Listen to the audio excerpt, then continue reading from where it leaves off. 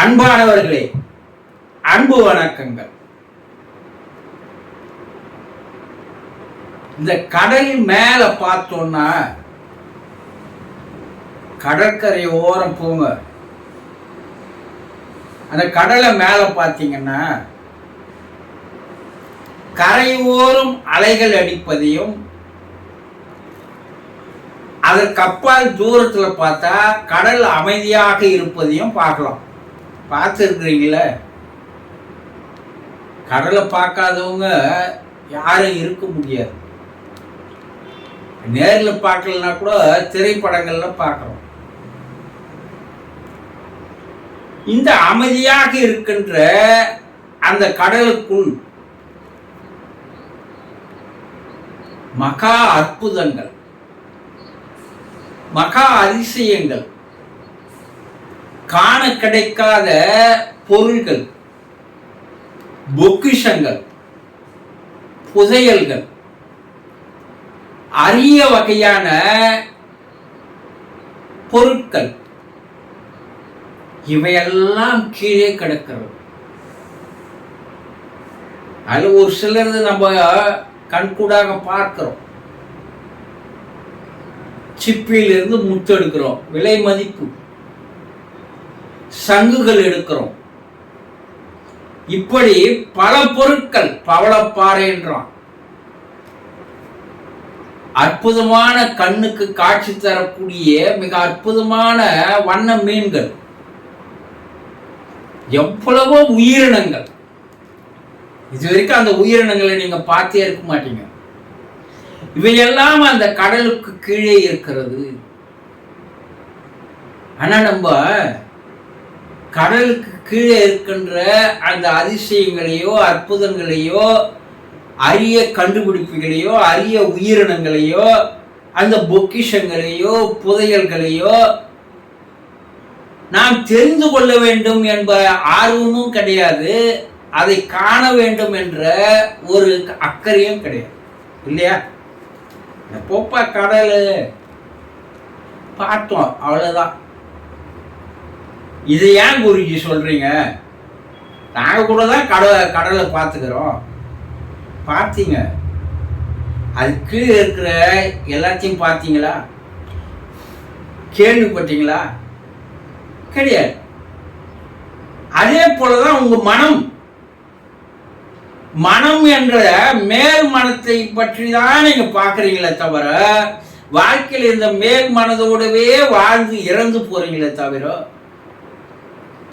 அந்த மேல் மனத்திற்கு கீழே இருக்கின்ற இந்த ஆழ் மனங்களை நீங்கள் அறிந்து கொள்வதே இல்லை. அது அக்கறை இல்லை. அப்படி ஒண்ணு இருக்குதுன்றதே தெரிஞ்சுக்கக்கூடிய வாய்ப்போ சந்தர்ப்பத்தையோ நீங்க ஏற்படுத்திக்கிட்டே இல்லை. அந்த ஆழ் மனத்தில் தான் அற்புதமான சக்திகள், ஆற்றல்கள் அடங்கி கிடக்கிறது.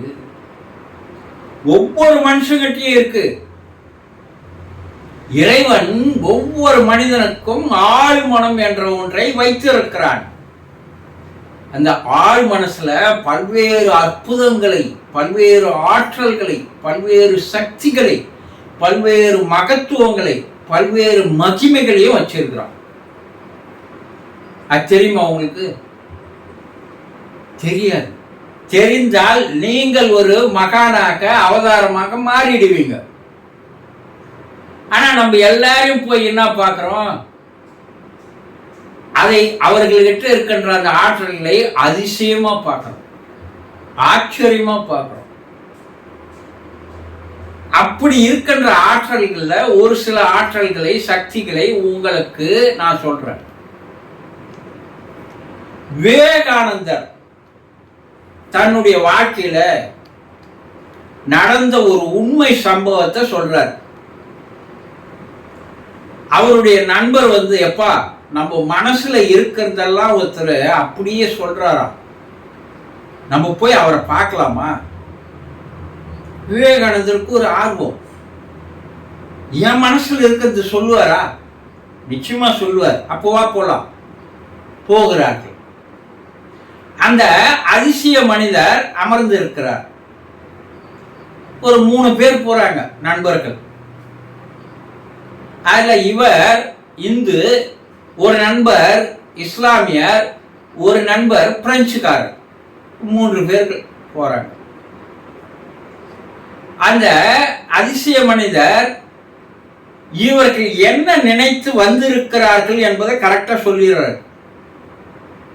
நீங்க என்ன ஆர்வத்தோடு வந்திருக்கிறீங்க, நீங்க எதை தெரிஞ்சுக்கணும்னு வந்திருக்கிறீங்க, உங்களுடைய மனசுல இதுதான் இருக்கு என்று சொல்றார். ஆச்சரியப்பட்டு போறார். யாரு?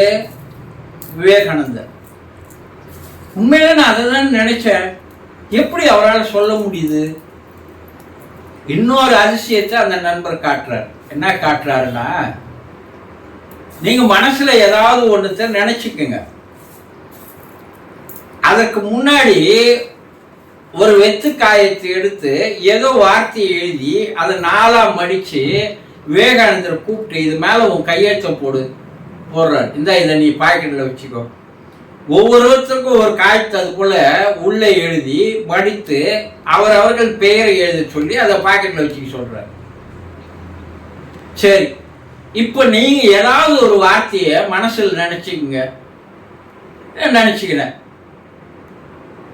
சரி, இப்போ உங்க பாக்கெட்ல இருக்கிற காயத்தை எடுத்து அதை பிரிச்சு பாருங்க என்றார் விவேகானந்தர். அதை பிரிச்சு பார்த்தா அவர் மனதில் எதை நினைத்தாரோ ஒரு வடமொழி சொல், ஒரு சமஸ்கிருதத்தை, ஒரு வார்த்தையை அவரு நினைச்சாரு.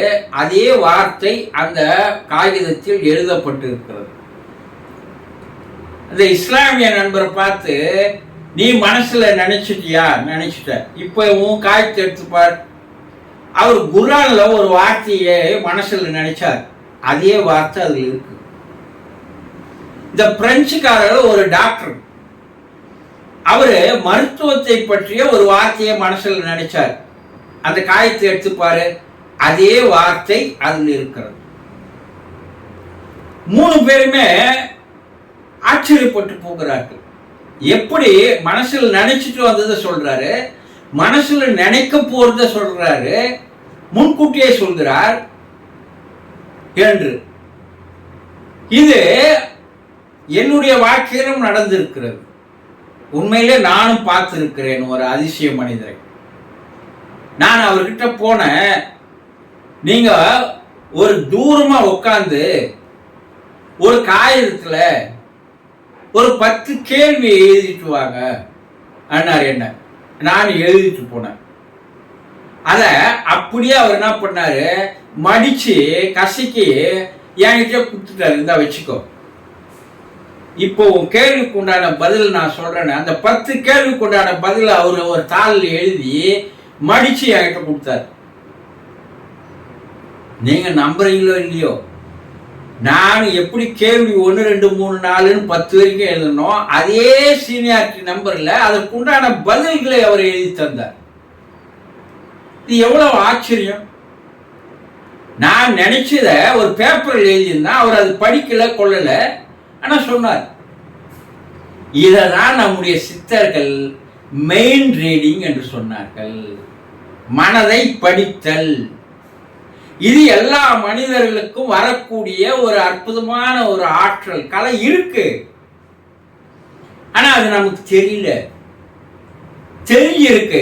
எப்படின்னா, நீங்க யாரோ ஒருத்தர் மனசால நினைச்சிட்டே இருக்கிறீங்க ஒரு 2 3 நாளா. இந்த ஆளை பார்த்து 10 வருஷம் ஆச்சுப்பா, அவர் எங்க இருக்கிறாரோ என்ன பண்றாரோ தெரியல, அவர் தொலைபேசி எண்ணும் என்கிட்ட இல்லை. ஒரு ஆளை நீங்க ஒரு முறை நினைச்சா ஒரு நாளெல்லாம் அந்த எண்ணம் உங்க மனசுல ஓடிக்கொண்டே இருந்தால் ஒரு 2 3 நாள்ல அந்த ஆள் உங்க எதிரில் வந்து என்ன பண்றாரு, ஏதோ ஒரு வகையில நிக்கிறாரு, ஏதோ ஒரு வகையில தொலைபேசியில பேசுறாரா இல்லையா? இது சாதாரணமா எல்லாருக்கும் நடக்குது. இதை எம்ஜிஆர் ஒரு பாடல்ல பாடியிருப்பார். நினைத்தேன் வந்தாய் 100 வயது இல்லையா? பா, உன்னை இப்பதான் நினைச்சேன் வந்து நினைச்சேன், உனக்கு 100 வயசுப்பா சொல்றோம்ல எல்லாருக்கும். இது உங்க மனசுல இருக்கக்கூடிய ஆற்றல். இதை நீங்க அதிகப்படுத்திக்கல, அது மேல கவனம் வைக்கல, அதை விரிவுபடுத்தல, அதனால உங்களுக்கு மற்ற ஆற்றல்கள் வராமல் போய்விடுகிறது. இது மேலே அக்கறை இல்லை உங்களுக்கு. எப்படி நம்ம நினைச்சோம், எப்படி அவர் வந்தாரு, இது எப்படா யோசனை பண்ணி பார்த்துக்கிறீங்களா? கிடையாது. அப்போ இது போல ஆற்றல்கள் நினைத்தால் நடக்கக்கூடிய ஆற்றல்கள், நினைக்க போவதை முன்கூட்டியே எடுத்து சொல்லுகின்ற ஆற்றல்கள். இதுதான் நம்ம சித்தர்கள்லாம் சொன்னாங்க, இறந்த காலம், நிகழ்காலம், எதிர்காலம் மூன்றுத்தையுமே சொல்லுகின்ற ஆற்றல் மனிதர்களுக்கு உண்டு. அதை சித்தர்கள் சர்வசாதாரணமாக செய்து காட்டினார்கள். சித்தர்களுடைய வாழ்க்கை வரலாறு படிச்சீங்கன்னா சொல்லுவாங்க, இது தீர்க்க தரிசன பார்வைன்னு சொல்லுவாங்க, இது பேர். அப்ப இந்த ஆற்றல்கள் அவங்க கிட்ட வந்தது எப்படி? கடவுள் கொடுத்தாரா? கிடையாது. கடவுள் ஏற்கனவே கொடுத்து இருக்கிறாரு, அதை அவருக்கு வெளிக்கொண்டு வருகிறார்கள். அதுதான். அடுத்து பார்த்தீங்கன்னா சிலருடைய படங்கள் பின்னாடி ஒளிவட்டம் போட்டிருக்கோம் தலைக்கு சுத்தி. இது ஆறாவட்டம்னு சொல்றோம் இல்லையா? இந்த ஆறாவட்டங்கள் கூட ஒரு சிலருக்கு உடல் முழுவதும் இருக்கும். ஒவ்வொரு உயிரினத்துக்கும் அந்த இடத்துல இருந்து ஒரு சில அடி தூரம் அந்த உயிரினுடைய ஓட்டம், ஜீவ சக்தியினுடைய அலைகள் வீசி கிடக்கும். உங்ககிட்டயே இருக்கு. அதை கிப்மரான் என்ற ஒரு கேமரா மூலம் பிடிச்சி பார்த்தோம்னா அந்த ஆறாவட்டம் எவ்வளவு தூரத்திற்கு விரிவடைந்திருக்கிறதோ அந்த அளவுக்கு உங்களுக்குள் சக்திகள், ஜீவ சக்தி அதிகமாகி இருக்கிறது என்று தெரிந்து கொள்ளலாம்.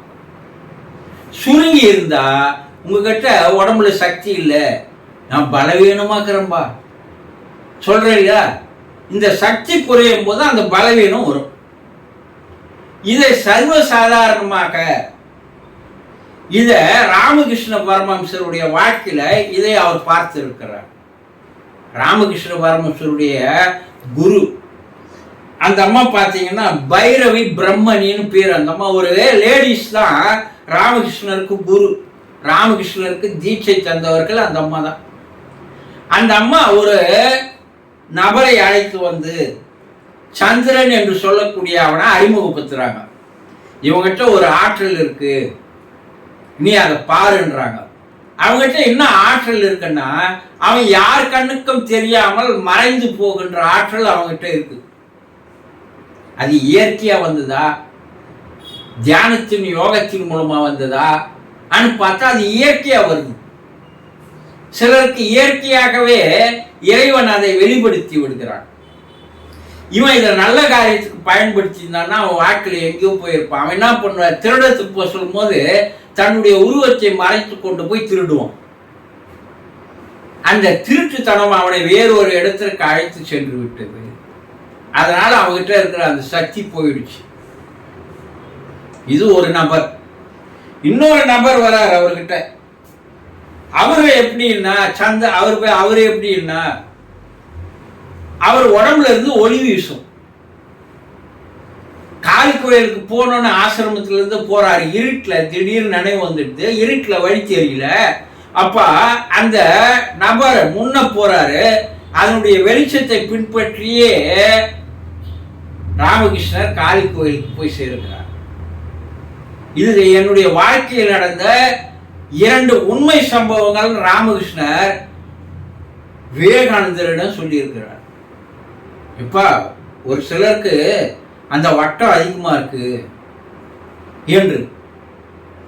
இது போல பல்வேறு விதமான ஆற்றல்களும் மகிமைகளும் நம்மிடம் மறைந்து இருக்கிறது.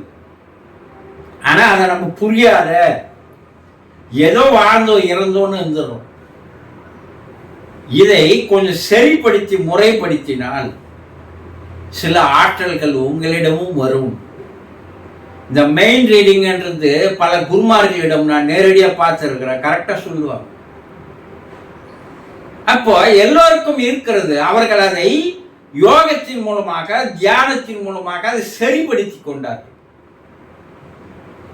அதனால் வருகின்ற அந்த ஆற்றல்கள் மற்றவர்களை பயன்படுத்தினார்கள். அதே ஒளியை கை உள்ளங்கையின் மூலமாக மற்றவர்களுடைய உடலிலே பாய்ச்சி நோய்களை குணப்படுத்தினார்கள். அந்த காலத்து சித்தர்கள், யோகிகள். இயேசு பல பேர் நோயை குணப்படுத்தி இருக்கிறார்னு சரித்திரங்கள் சொல்கிறது. அந்த ஜீவகாந்த ஒளியானது மேல் பாய்ச்சி நோய்களை குணப்படுத்தி இருக்கின்ற நிகழ்வுகள் இன்றைய வரலாற்றில் கூட, இன்றைய விஞ்ஞானிகள் கூட, பல மருத்துவர்கள் அதை பயன்படுத்தி நோய்களை குணப்படுத்துகிறார். ஆக மனதிற்குள் பலவிதமான ஆற்றல்கள் ஆழ் மனதில் பதிந்து கிடக்கிறது. நம்ம அது மேல அக்கறையோ ஆர்வமோ அதை தெரிஞ்சுக்கணும், அதை படிக்கணும்ன்றது இல்லாத போகிற காரணத்தால் நமக்குள் இருக்கிற மகிமைகள் தெரியாது போய்விடுகிறது. அதை ஒன்று தியானத்தின் மூலமாக, யோகத்தின் மூலமாக வெளிக்கொண்டு வர முடியும். பல ஆற்றல்களையும் உங்களுக்கு வெளிவரும் என்பதை தெரிந்து கொள்ளுங்கள். சந்தோஷம்.